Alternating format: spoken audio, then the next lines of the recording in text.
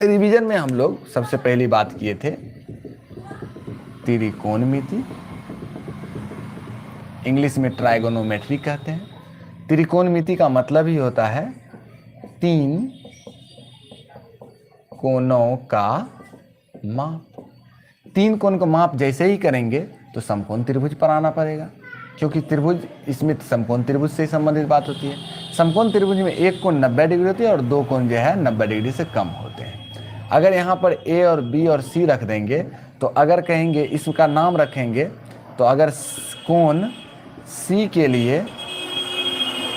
लिए बोलेंगे लंब कौन सा है, तो कोण सी के लिए लंब क्या बोलिएगा, तो सी के लिए लंब इसको बोलना इधर क्या हो जाएगा ए बी, और सी के लिए आधार बोलेंगे तो आधार क्या हो जाएगा, आधार क्या हो जाएगा बी सी।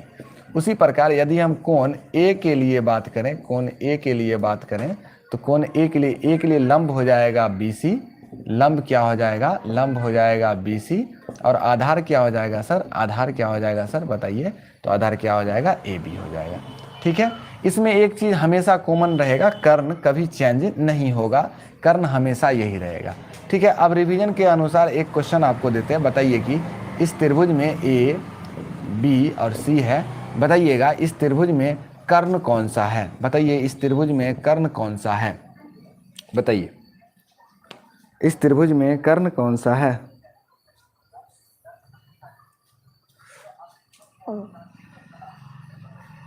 जी बिल्कुल, तो कर्ण क्या होगा, तो सर जो ये तो 90 डिग्री हो गया, और जो 90 डिग्री के सीधा यहाँ पे वो कर्ण होते हैं, ये ए बी जो है इसका क्या हो जाएगा, कर्ण हो जाएगा।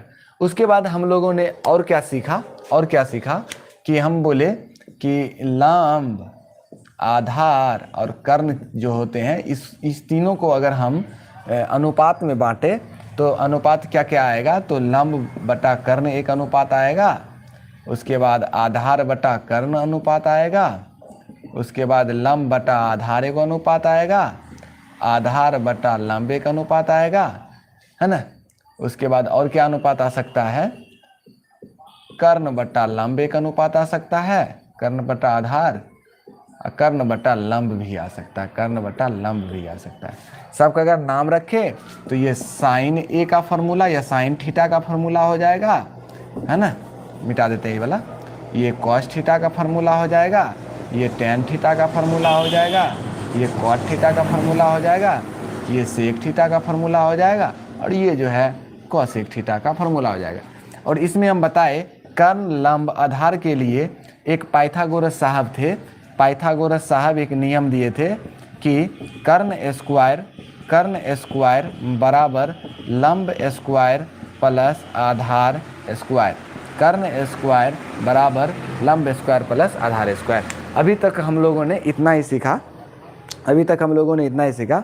कल उम्मीद करेंगे, कल हो सके तो हम लाइव आएंगे भी, तो यहाँ पे प्रैक्टिस कर लें। चलिए एक त्रिभुज बना लेते हैं आप लोग के सामने, नाम रख लेते हैं पी क्यू आर, और ये जो है ये समकोण है। यहाँ पर कहे कितना डिग्री कोण है, तो क्या बताइएगा आप लोग, बताइए यहाँ पर कितना डिग्री कोण रखिएगा आप लोग, कितना डिग्री कोण रखिएगा, तो ये जो है 90 डिग्री रखिएगा, क्योंकि समकोण त्रिभुज है। और जहाँ पर ये इस तरह से अगर बना हो, है ना, वर्ग के तरह यहाँ पे, तो आप डायरेक्ट जो है इसको समकोण मतलब 90 डिग्री कहेंगे। ठीक है, चलिए यहाँ पे मान रख देते हैं 3 4 5 ऐसे मान रख दिए। ठीक है, और आपसे पूछ रहे बता ये कि 3 साइन आर का मान क्या होगा, आपसे पूछा जा रहा है साइन आर का मान क्या होगा। ठीक है, बता पाएंगे, कमेंट्स करें, देखेंगे ध्यान से। साइन आर है तो आर कहाँ है वो देखिए, आर यहाँ है तो आर के लिए लंब हो जाएगा, ये हो जाएगा लंब, है ना, और ये लंब हो गया तो ये आधार हो गया। तो इसका सूत्र क्या होता है, अर्थात यहाँ पे 5 होगा। ठीक है, यहाँ पे लंब बटा अगर आधार आप रख दीजिएगा तो फिर ये जो है फॉर्मूला सही नहीं होने की वजह से आंसर आपका क्या हो जाएगा, गलत हो जाएगा। ठीक है, अच्छा अब आगे बढ़िए। अगर बोला जाए कॉस पी का मान बताइए, कॉस पी का मान, तो कॉस का सूत्र क्या होता है, तो तो अभी आप लोग देखे हैं आधार बटा कर्ण, क्या यहाँ पर लंब लिख दें? नहीं, जो सूत्र होता है ये सूत्र कभी चेंज नहीं करना है, नहीं तो गलत हो जाएगा। तो कॉस पी बराबर आधार बटा कर्ण है। तो पी यहाँ देखिए, पी जैसे देखिए तो वहां पहुंच गए, तो पी के लिए लंब हो जाता है ये, है ना, लंब ये वाला हो जाएगा, यहाँ से सीधा लंब हो जाएगा। तो आधार क्या हो जाएगा? तो आधार हो जाएगा पी क्यू, आधार क्या हो जाएगा? P Q. और कर्ण क्या हो जाएगा? कर्ण क्या हो जाएगा? पी आर, है ना। अब पी क्यू का मान कितना हो जाएगा? 3 और पी आर का मान 5। अब यहाँ पर देखिए, यहाँ कॉस आर है, यहाँ पर साइन आर है और यहाँ कॉस पी है ना। तो नाम तो अलग अलग है, नाम अलग है ना, साइन है, कॉस है, अलग अलग है, लेकिन आंसर आप देखेंगे तो सेम आया है। क्यों सेम आया पता चला आप लोगों को? क्यों सेम आया, क्या पता चल गया आप लोगों को? देख लीजिए। हाँ, इसलिए सेम आया है सर क्योंकि आर यहाँ है नीचे, आर का लंब ये होगा, लेकिन पी के होने के वजह से पी का आधार ये होगा, क्योंकि लंब जो है 4 होगा, लंब 4 होगा, नीचे वाले होंगे। ठीक है। अब मान लीजिए हम यहाँ पर tan r रखते हैं, ठीक है, tan r रखते हैं। क्या कोई tan q रख सकते हैं यहाँ पे? क्या tan q रख सकते हैं? नहीं रख सकते हैं। 90 डिग्री वाला जो है यहाँ पे नहीं रख सकते। ओके, इस बात को याद रखिएगा। तो r रखेंगे, तो tan r का क्या सूत्र होता है? तो tan r क्या होगा? tan का सूत्र होता है लंब बटा आधार, लंब बटा आधार। अब r देख रहे हैं तो यहाँ से देखिए r यहाँ देखिए तो r के लिए लंब तो 3 वाला हो जाएगा, मतलब पी क्यू हो जाएगा, है कि नहीं।